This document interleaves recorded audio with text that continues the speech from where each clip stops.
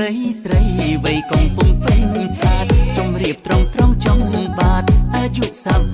33កុំយល់ច្រឡំថាវ័យនឹងចាំងអីប្រងប្រងជួលជ្រើមបាក់ទឹកភ្លុកដីហក់ដល់38ក៏នៅមើលឃើញស្អាតមិនដែរស្រីស្រីណាដែលទៀបទឿការឆ្លងចរិតកុំទឿតែគួរឲ្យស្នេហ៍ខាងមុខក្រហមបងខ្នាញ់ម្លេះទេរៀមនាងទៅល្អិតដូចមួនចាទុំអាយុជាង40ក៏នៅតែមើលឃើញក្មេងហើយស្រីណាដែលសាច់ខ្មៅទោះមិនលៀបប្រេងលៀបម្សៅតែគួរឲ្យគួចចិត្តស្នេហ៍ខ្មៅបាននិយាយខ្មៅតែរូបទេរឿងការងារផ្ទះណែចេះមួយកុំភ្លេចេះច្រៀងបំពេមិនឲ្យប្តីធន់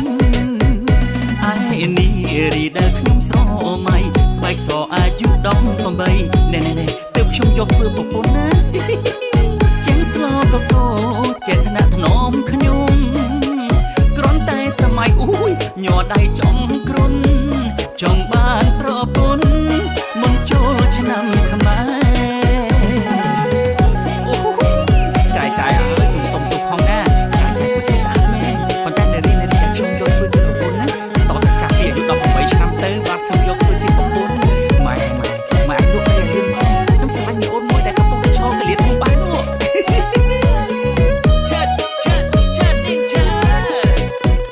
ស្រីស្រីណាដែលទៀបទឿការឆ្នឹងចរិត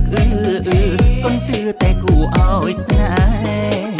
ខាងមុខក្រហមបងខ្នាញ់ម្លេះទេរៀមនាងទៅល្អិតដូចមួនចាទុំអាយុជាង40ក៏នៅតែមើលឃើញក្មេងហើយស្រីណាដែលសាច់ខ្មៅទោះមិនលៀបប្រេងលៀបម្សៅតែគួរឲ្យគួចចិត្តស្នេហ៍ខ្មៅបាននិយាយខ្មៅតែរូបទេរឿងការងារផ្ទះណែចេះមួយកុំភ្លេចេះច្រៀងបំពេមិនឲ្យប្តីធន់